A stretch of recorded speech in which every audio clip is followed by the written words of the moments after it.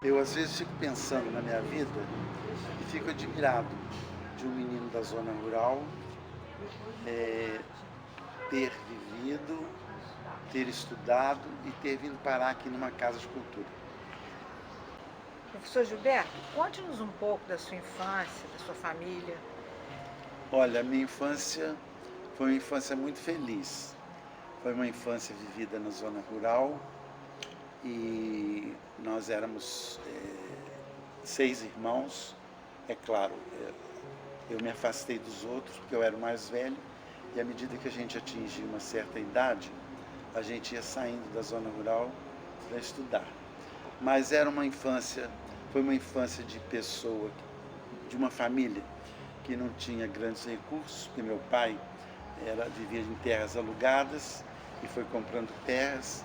A minha mãe era uma dona de casa muito interessante, uma mulher que só com o segundo ano primário nunca precisou do dinheiro do marido.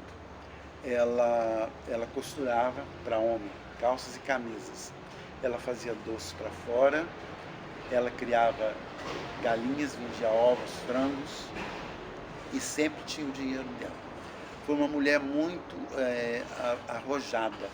Ela ia sozinha ao médico, ela viajava e um gênio bastante forte. Isso ela tinha, um gênio forte, era exigente conosco. A hora de comer, a gente não tinha que estar dentro de casa, dormíamos cedo. 6 horas da manhã ela abria a casa toda, porque criança não é para ficar dormindo até 9, 10 horas. Então foi uma vida interessante. Eu tenho aqui no livro é, algumas escritas sobre. Porque eu editei 2 livros. Eu editei um livro chamado Mosaico e um outro chamado Engrenagens. E nesses livros eu misturo a minha vida, misturo poesias, misturo causos da família, porque a família do meu pai era muito grande, e com isso, é uma família muito assim, liberta, muito extrovertida. Então tinham casos muito interessantes e eu fui colocando isso no livro. Até deu alguns probleminhas, porque uma prima que localizou, eu não citava nomes, mas uma prima localizou a mãe dela e veio dizer para mim que eu só colocava é, o lado, é, o lado engraçado do lado do pai, que do lado da mãe eu poupava. E não era verdade, eu coloquei assim, de qualquer forma, espontaneamente. Mas eu escrevi logo no início do meu livro o seguinte: iniciação. Nascer e passar a infância na zona rural é um presente de Deus. As relações humanas são muito leves e isentas das diferenças de classe. Ausência de preconceitos, simplicidade e companheirismo. Quase uma poesia. De tanto ver galos e galinhas, vacas e bois, bodes e cabras, os meninos iam crescendo, ficando curiosos e tesudinhos. Quase sempre a sua iniciação ocorria com os animais. Muito espirituoso, meu pai acabou apelidando por professora uma mula com a qual os meninos iam treinando e aprendendo. Então, vejam vocês que é uma coisa completamente diferente. Ter um pai já desse tipo é uma coisa muito prazerosa, não é isso? Bom, mas eu escrevi outras coisas sobre a minha infância. Essa outra poesia tem o nome de Impressão. Cheiro de flores, água de gosto, vida plena entrelaçada. Chuvas, terra, bicho, noite enluarada. Sabor de fartura, milho virando fubá, debaixo da pedra a rodar. E muito mais havia, tudo um hino à harmonia. Água virando luz, na usina bem pequenina, para nem tudo clarear, que do vagalume ao escuro, para sua valsa dançar. Então, eu fui vivendo assim, sem grandes novidades. Luz elétrica eu só fui ver aos 7 anos de idade, quando meu pai fez essa usina que eu cito na poesia, usina pequenina. Era uma usina que gerava luz só para a nossa família. Mas uma coisa assim, muito evoluída, porque isso foi lá pelos anos 46, 47, 1946, 1947. Então nós tínhamos rádio E a coisa fluía assim, num compasso lento, porém muito agradável. Uma boa alimentação, leite, você vê que meu pai tirava leite, não era um fazendeiro, era um sitiante. Mas ele escolhia para nós a melhor vaca do curral. A vaca que ele achava ser a mais sadia, ele escolhia para tirar o leite para a gente. Bom, leitura. A gente desenvolveu o hábito da leitura, eu e os meus irmãos. Nós somos 6 irmãos. Um morreu e de um desastre. Mas nós líamos, sabe por que nós líamos? O meu avô era fazendeiro, um fazendeiro já um pouco decadente, um pouco empobrecendo, mas ele assinava um jornal que vinha do Rio de Janeiro. Eu acho esse um fato interessantíssimo.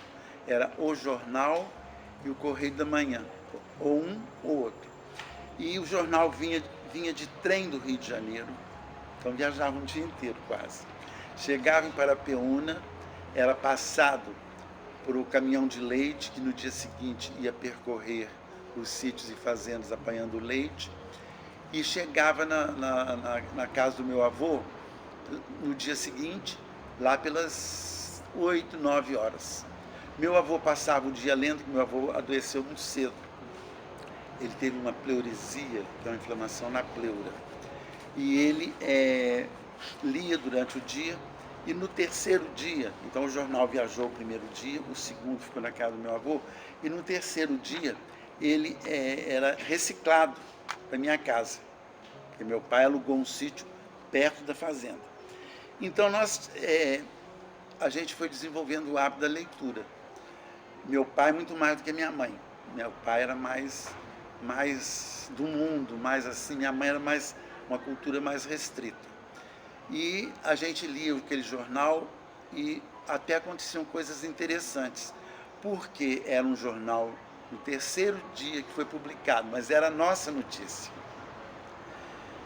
E aconteciam coisas interessantes. Por exemplo, eu acreditei em Papai Noel até os 10 anos. Parece mentira. Eu fico até com vergonha de dizer que eu acreditei em Papai Noel até os 10 anos. Mas por quê? Era a questão do isolamento, né? Mas a minha mãe, ela que mantinha essa ilusão. E ela pegava o dinheiro dela e uns dias antes do Natal, ela orientava para a gente escrever as cartinhas e tal.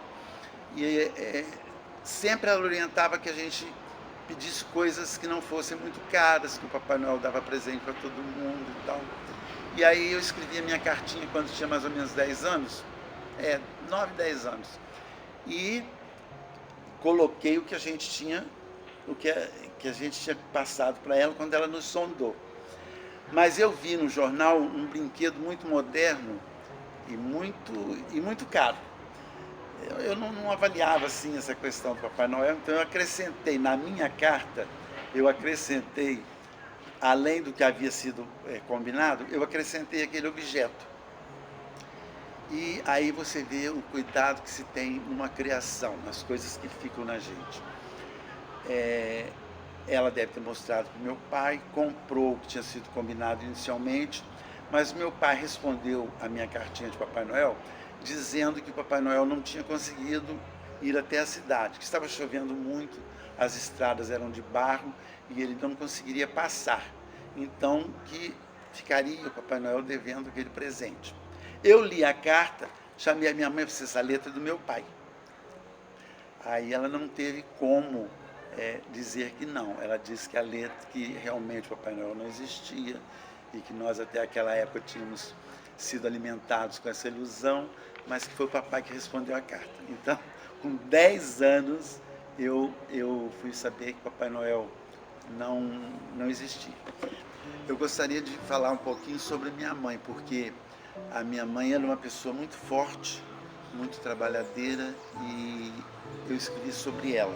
Eu vou ler só uma pequena parte. Gostava muito de cantar e, tendo estudado pouquíssimo, repetia sempre alguma frase interessante que aprendera com a avó paterna, esta mais ou menos letrada.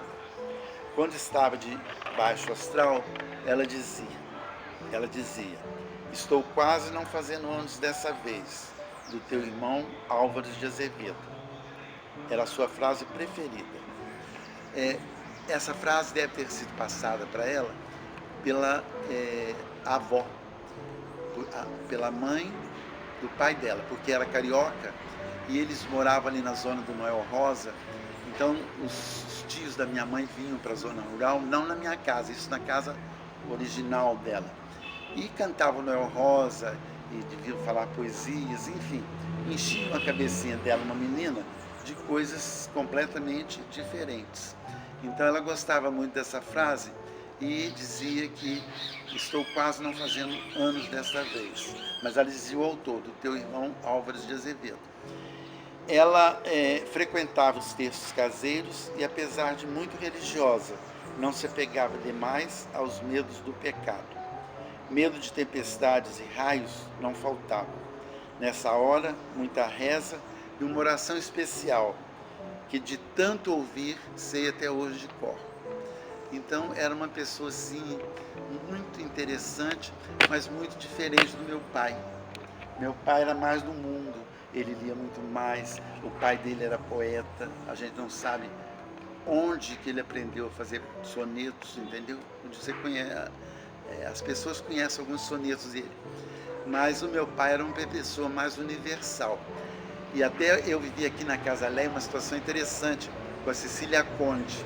Ela faleceu recentemente.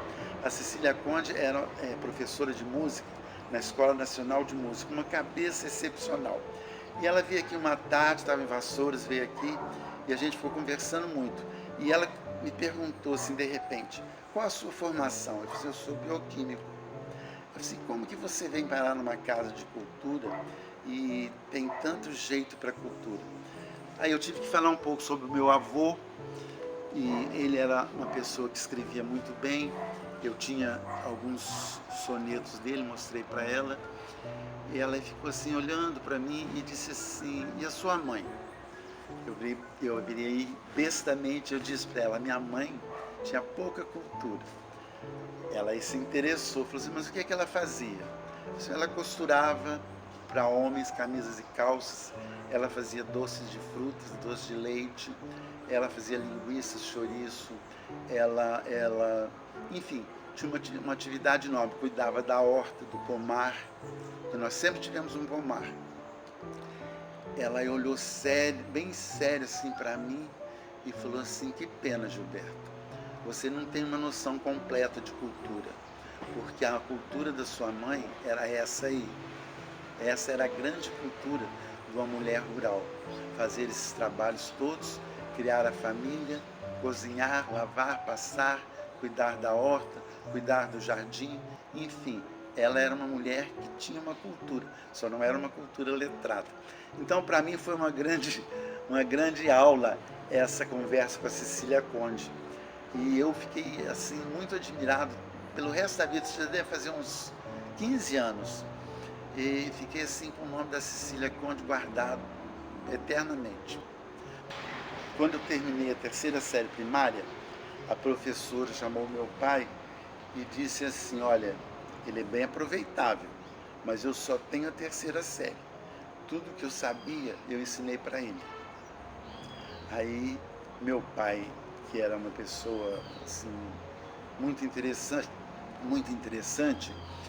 e eu tive também um avô que dizia que o interessante das pessoas é estudar, não guardar dinheiro.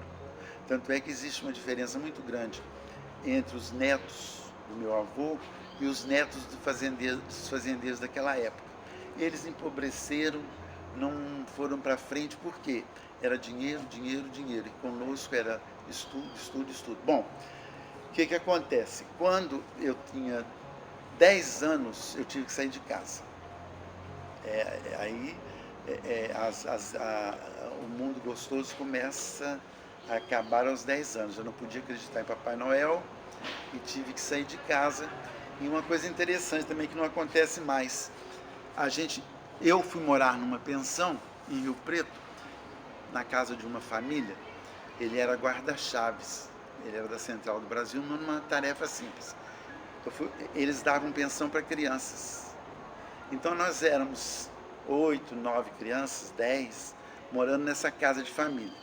Mas uma pensão muito simples, uma vida muito interessante. Até meu pai pagava por fora para mim pegar todo dia na cooperativa 1 litro de leite. Então ele sabia que a coisa não era assim tão boa, de tanta nutrição.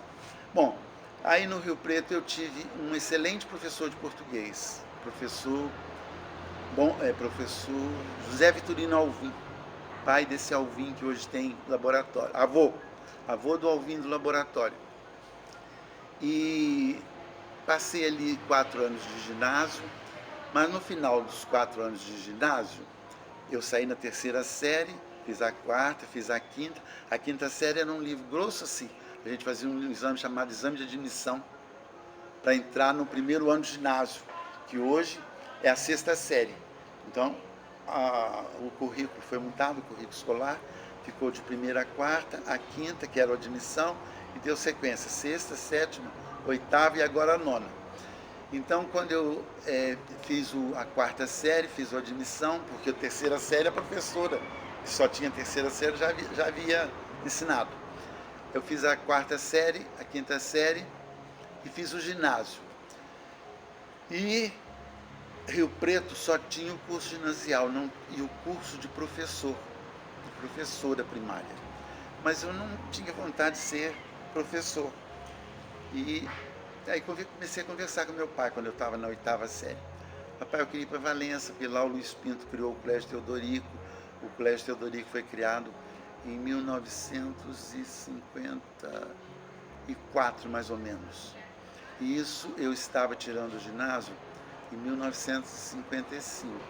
Então o Teodorico explodia naquela época. E eu comecei a pedir, eu quero ir para Valença, eu quero ir para Valença. Mas meu pai estava atravessando uma crise financeira e disse para mim, olha, eu não posso pagar a pensão para você em Valença. Rio Preto a coisa é diferente. Mas aí, veja a minha sorte. Aparece um casal lá no sítio e eles observaram a conversa e tal. Ela era tecelã na fábrica industrial e ele era tintureiro, um casal de operários. Mas ela tinha uma casa própria, que a madrinha dela havia dado para ela. E ela escutou e tal, devia ser também uma mulher inteligente, escutou, chamou minha mãe num canto e falou assim, olha, eu posso levar ele lá para minha casa, eu dou cama e mesa, salário não, ele faz o serviço da casa. Eu tenho como lema na vida, a professora Dilma até sabe disso, se o cavalo passa arriado, eu monto. Eu não sei para onde vai, no que vai dar. A Dilma conhece esse meu lema de vida. Aí, a minha mãe, à noite, me chamou num canto, longe dela, e perguntou se eu encarava, se eu topava aquela situação. Eu falei assim, claro que topo, não tem problema nenhum.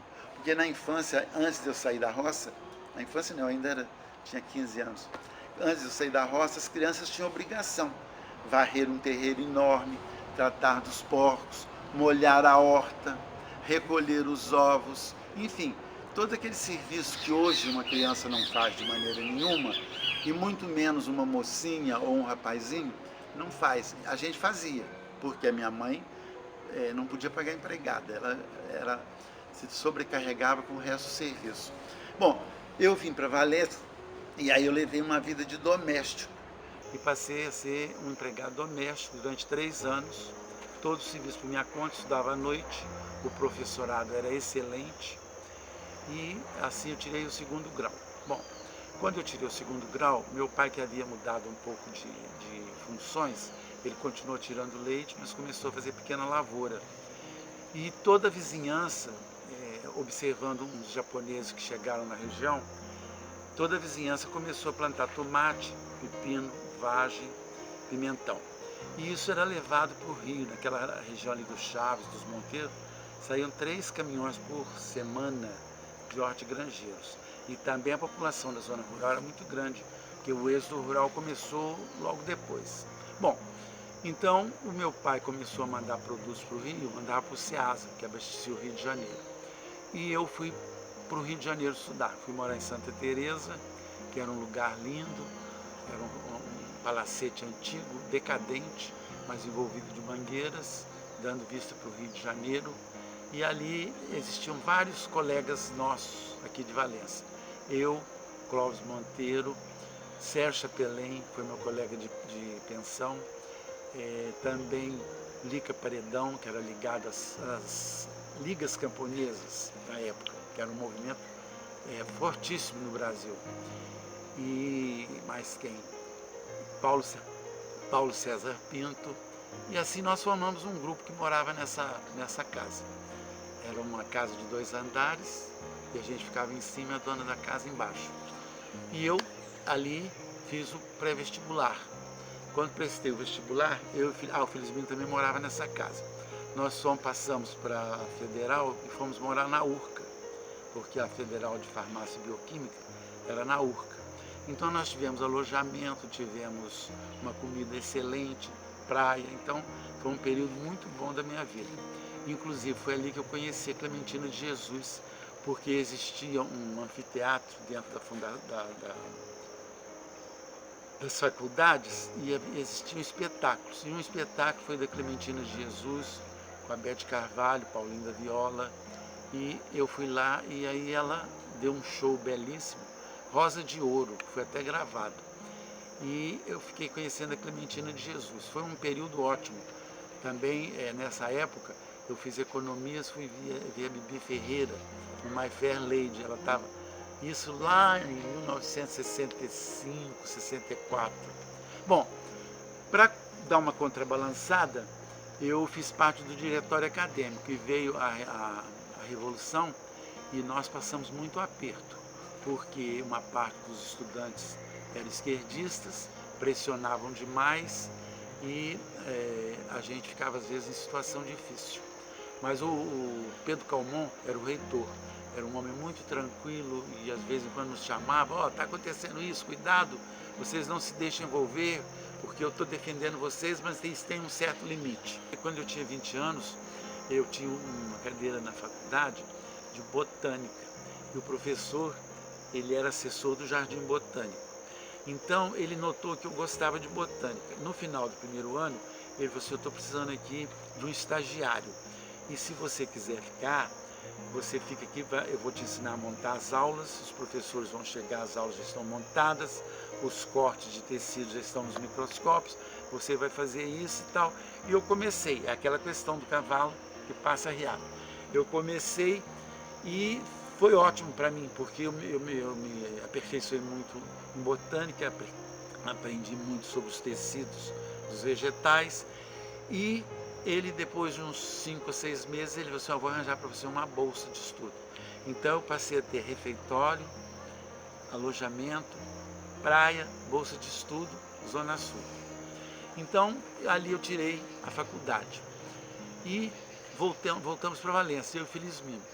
E o professor Demerval nos convidou para ser sócios dele, porque ele na época era prefeito em Rio Preto e estava com pouco tempo. Então nós começamos no laboratório e trabalhamos juntos durante 50 anos. Eu ainda estou no laboratório, Felizmino infelizmente faleceu, mas a gente continua no laboratório agora com um novo grupo. E eu sempre gostei muito do que faço. Gosto muito, aí é uma coisa até peculiar, que eu gosto muito de atender a clientela do SUS, porque é uma clientela muito simples, que você pode buscar ressonância.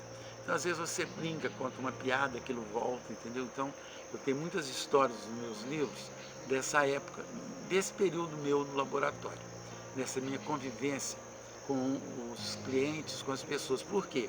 Porque eu acho que as pessoas mais simples, elas guardam com elas todo aquele interior mais desprendido, mais solto, mais brincalhão.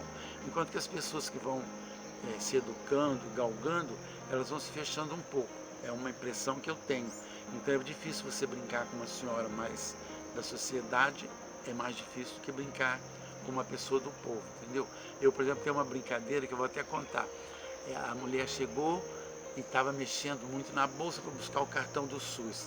Eu virei para ela e disse assim, a bolsa de mulher é sempre assim mesmo, só tem retrato do marido. Ela disse, retrato do marido? Rasguei em pedacinhos, joguei no vaso e dei descarga. Então ela não precisava estar me contando coisas desse tipo. Mas eu tenho uma série de histórias desse tipo. Bom, nesse período, eu depois de trabalhar no laboratório, esse período todo, eu fui também professor, ajudei a criar o Polo Agrícola, que é uma escola que não foi bem o que eu imaginava, porque Valença é uma bacia leiteira, uma das maiores do estado, e a gente precisava de ter um colégio voltado para as atividades rurais. Mas, infelizmente, a coisa foi assim, degringolando, diminuindo, e as direções não tinham o mesmo pensamento que eu, e hoje ela é uma escola quase comum.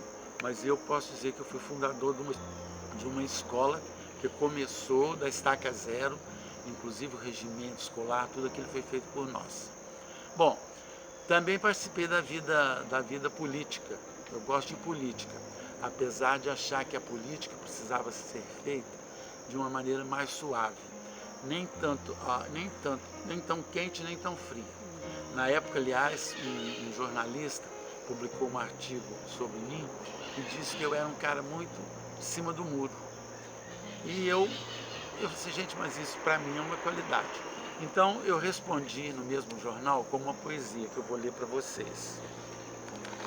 Ele disse que eu era muito morno, que eu era muito em cima do muro, que eu era morno. E eu respondi, frio ou quente, morno nunca. Morna tem que ser a palavra que consola, se fria entedia, se quente espanta. Morna deve ser a noite dos amantes, se fria são pilhas de cobertores, se quente excesso de despudores. Morna deve ser a lição do mestre, nem quente de ensinamentos opressores, nem fria para não roubar da vida a profusão de cores. Morno é o seio materno, frio o mausoléu eterno, quente o borbulhante inferno. Mornas são as têmporas da criança, morna deve ser a presença que acalma. Quentes são as opiniões, radicais, desestruturantes, sem alma. Então eu dei uma resposta assim, uma poesia, e a coisa morreu. Mas a política me fez participar da vida da Câmara. Eu fui presidente da Câmara, tive muitos sucessos, tive insucessos.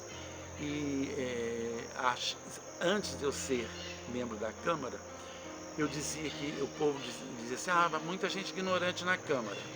Eu digo assim, mas quem elege é o povo, e essas pessoas saem do povo. Eu acredito que depois da minha vivência, eu passei a ter uma noção um pouquinho diferente. Eu acho que precisaria haver pelo menos um curso para ser vereador, pelo menos um pequeno estudo nos partidos para formar pessoas capazes de serem vereadores. Mas são contingências da vida, é evidente que a gente vai tirando as opiniões da gente. Bom, fui para a Câmara, fui eleito durante 2 mandatos, mas a vida política não me agradou por completo. Eu acho que a política é uma coisa para fazer assim, sem muito radicalismo. Seria uma coisa mais estudada, mais trabalhada, mais pensada e sem brigas. Agora eu tenho visto aí a eleição do Bolsonaro, como que está sendo radicalizado, como que as coisas vão tomando um caminho que às vezes me amedronta. Por quê? Tem muitos, eu vivi o período da ditadura e acho que tem 11 generais do governo, então eu não sei assim se a coisa vai se acalmar ou se as pessoas vão buscar um outro caminho. Acho que o presidente da Câmara dos Deputados deu uma entrevista ontem à noite para os repórteres da Globo News, que eu achei que ele tem a intenção toda de buscar um ponto de equilíbrio. Então eu estou mais esperançoso. Mas, então, durante essa minha passagem pela Câmara, eu procurei prestigiar muito a cultura. Inclusive o maestro hoje da banda, que é um grande, ele toca flauta muito bem, um grande flautista. Na época eu tomava de cada vereador R$100, porque não podia ser descontado. Eu tomava de cada vereador R$100, nós éramos 15, e eu contribuí com ele com a passagem durante 2 anos para ele estudar no Rio, com os melhores clarinetistas. Até hoje, flautistas, não é clarinetistas, flautistas. Até hoje eles são muito reconhecidos e eu acho que foi um trabalho excelente, porque ele é uma pessoa que divulga muito a banda, que renovou a banda, tirou uma parte das pessoas idosas, colocou gente nova. Então foi um trabalho bom. Bom, depois eu dirigi o Colégio Teodorico Fonseca.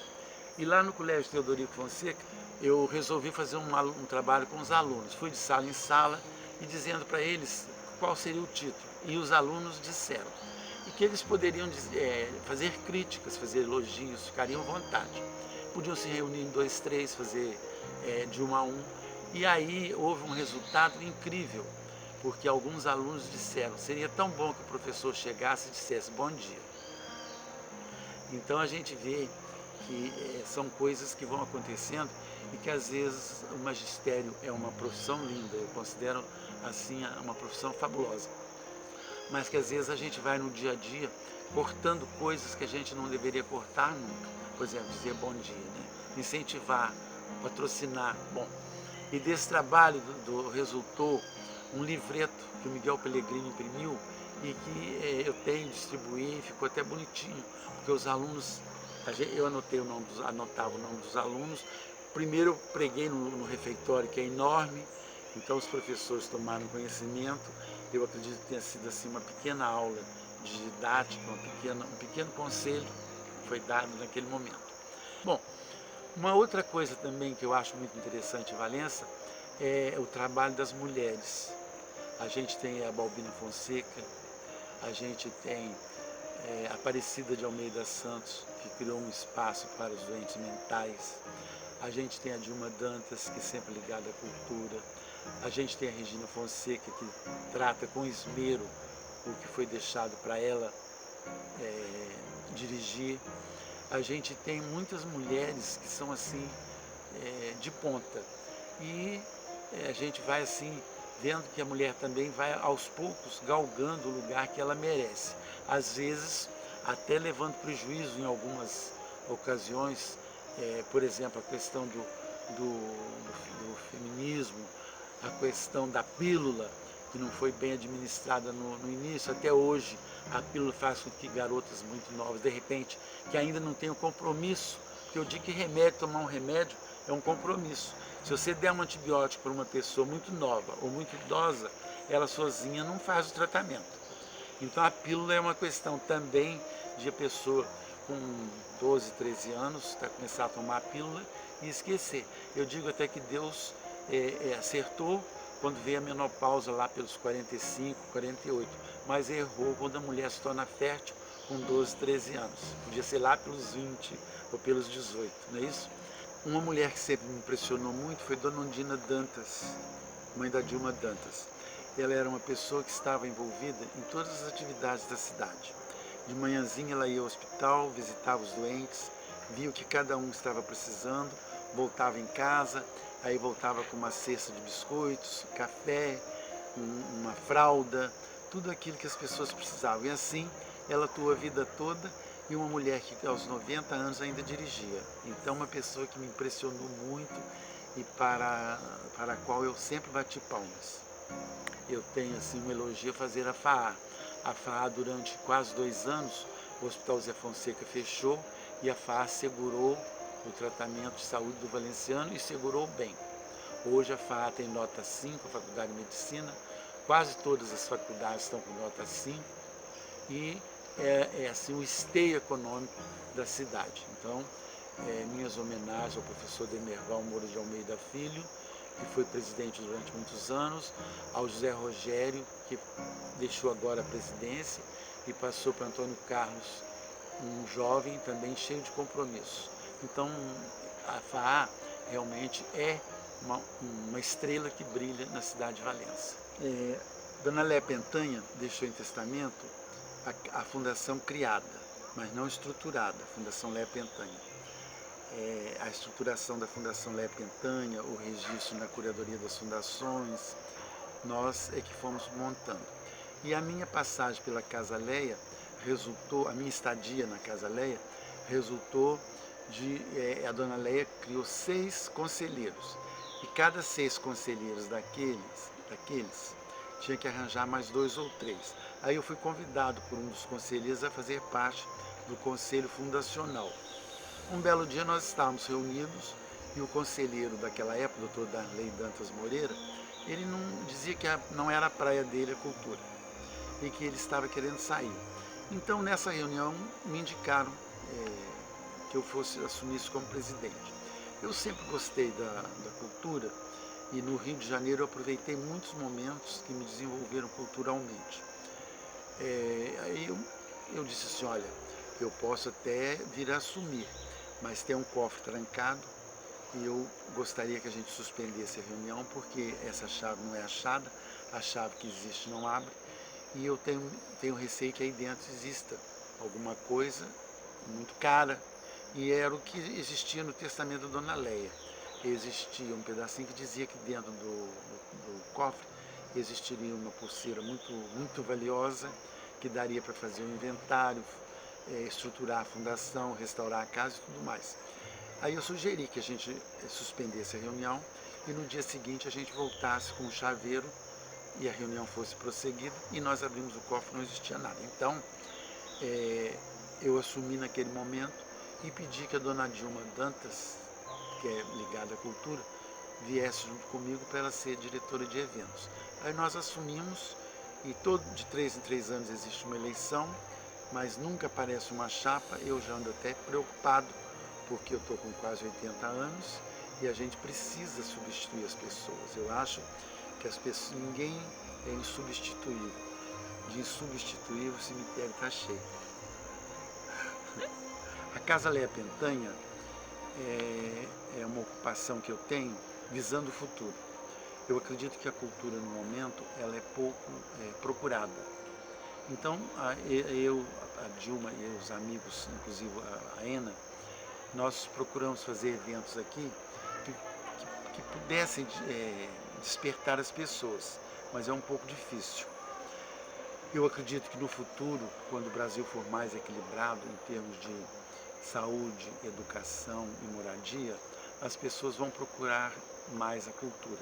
E eu acho que esse espaço precisa estar intacto, que ele foi doado pela Léa Pentanha para isso. Ele precisa estar intacto e trabalhado para que aqui realmente floresça a cultura. A minha esposa é uma pessoa muito forte, uma grande companheira. Como eu já disse, nós formamos a minha família dela, uma família só, e me encorajou muito, me ajudou muito na educação dos meus irmãos, que vieram morar conosco com 8, 9 anos, e saíram lá de casa formados, ele engenheiro, ela dentista, e casados. Então nós não tivemos filhos, temos netos, não tivemos filhos, mas temos netos, porque os filhos dos meus irmãos nos tratam como se fôssemos avós. Bom, para ela eu fiz uma poesia, Soma. Tantas coisas acrescentei à minha vida, algumas bem ruins, uma ou outra tão querida. Ao estresse, à pressa, ao resumir, se contrapõe o esperar, o ouvir, o acudir.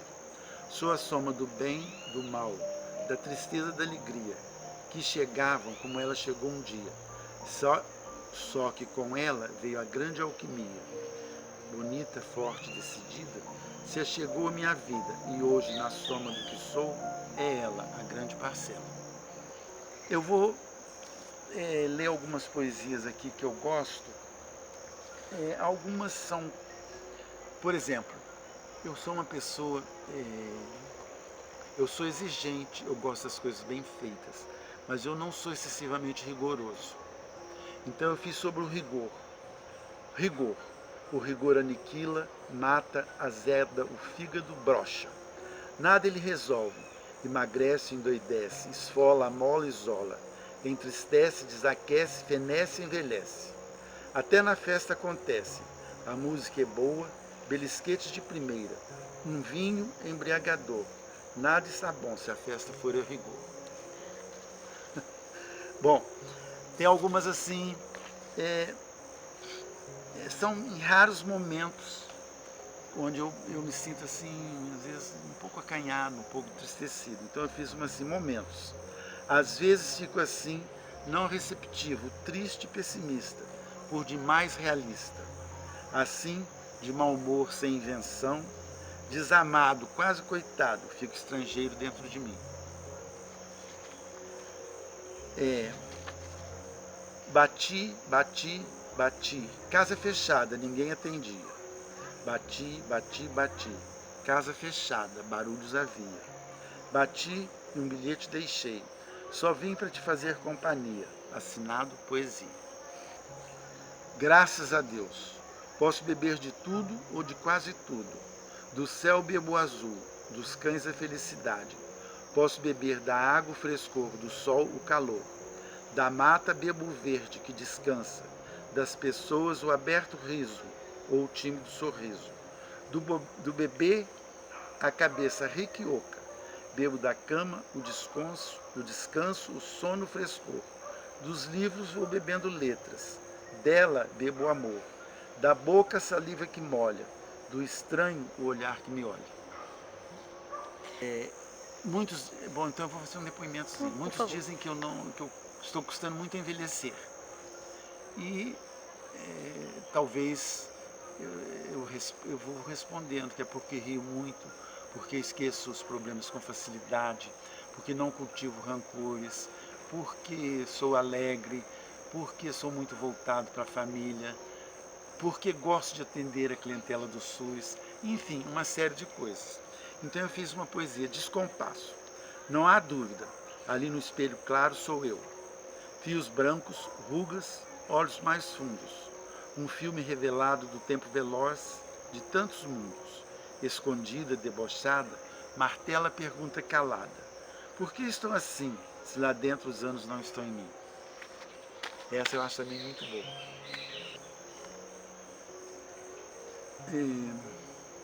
Às vezes as pessoas consideram que estão com a vida atada. Eu nunca considerei a minha vida atada, mas acho que existem alguns momentos que surgem nós. Então eu fiz uma poesia, nós. Pela vida fora vamos dando nós, em pingo d'água, na gravata, nas redes de pescar. Uns fáceis, outros difíceis de desatar. Deles o que parece mais cego é o que se forma na garganta, sufoca, desencanta. Atado com a dor do mundo, é firme, forte, profundo. Chega sozinho, nem aviso faz, parece de gelo formado. Sozinho também se desfaz, pelos olhos entornado. Então é uma vida assim, é uma vida bastante completa. Eu costumo dizer que eu sou uma pessoa bastante feliz, me considero muito feliz. Casei com uma mulher muito interessante, muito interessada. A minha família e a dela passaram a construir uma família só. A gente se reúne sistematicamente. Então, eu sou uma pessoa que facilmente os problemas convivem comigo uma hora ou duas. Às vezes eu tenho uma discussão séria, um ponto de vista que me foi assim, que trouxe para mim uma discussão. Logo depois eu vou me recompondo. Eu acho que isso aí é um fator primordial para mim. E de outra coisa, se eu saio de um ambiente, eu tive uma vida ativa, mas quando eu saio de um ambiente, eu vou viver para o outro ambiente onde eu estou chegando. Se eu estou chegando na escola, a minha vida agora é a escola. Se eu estou chegando no laboratório, a minha vida é o laboratório. Se eu estou chegando na Casa Leia, é a Casa Leia Pentanha. Então, eu acho que isso dá uma certa vivência e dá um certo conforto e dá um certo alento, porque o Brasil, se a gente for analisar friamente, ele é um país de muitos desalentos. Agora, eu costumo dizer que, por exemplo, que a imprensa falada e escrita, ela cultiva muito os males. As coisas boas são pouco divulgadas. Agora, as coisas ruins são muito divulgadas, muito discutidas, muito propaladas. E a gente acaba, se não for e eu acho que eu tenho esse espírito, eu me afasto um pouco. Não é que eu seja omisso, eu não fui omisso. Eu participei de todas as atividades que uma cidade pode exigir de uma pessoa, sem ser omisso. Mas eu não quero, às vezes as pessoas dizem assim, você vive rindo. Eu falo assim, mas não sou eternamente feliz. Eu acho que cada um tem seus momentos. Felicidade são momentos, eu tenho atividades. Eu acho que isso é fundamental. Eu tenho até uma outra poesia aqui, interessante. Reflexo. Meu braço, nunca ufanista, aponta para o céu, como seta ou traço. Também não é braço derreado, para baixo virado, derrotado. Ele é reflexo de mim, intermedia o espaço. Então, a minha vida é uma vida assim, é uma vida ampla, os momentos de alegria são só para alegria. Quando existem momentos tristes, por exemplo, a perda de familiares, são momentos tristes, mas para mim não são momentos de paixão. Eu acho que nenhuma pessoa pode se apaixonar porque perdeu um ente querido. Ela tem que ficar triste, ela tem que guardar um certo luto, mas por um certo período. Aquilo não pode ficar eternamente prejudicando a pessoa, martelando a mente da pessoa, porque perder, todos nós perdemos. Agora, ganhar, nós todos estamos ganhando, às vezes sem perceber. Realmente.